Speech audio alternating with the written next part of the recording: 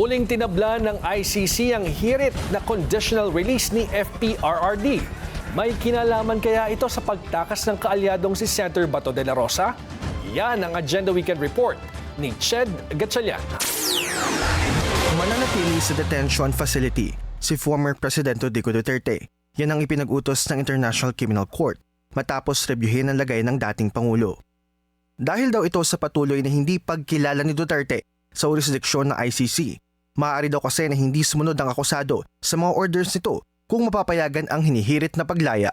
Dagdag pa ng korte, may posibilidad na tumulong ang mga kaalyado, pamilya o supporter ng dating Pangulo na takasan niya ang kasong crimes against humanity.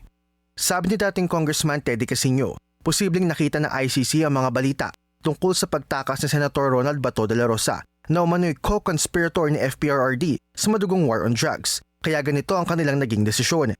Sinagot din ng ICC Trial Chamber 3 ang mga sinabi ng defense team ni Duterte na madalas umanong bumagsak ang dating Pangulo dahil sa kawalan ng balanse at apektado rin daw ang short-term memory nito.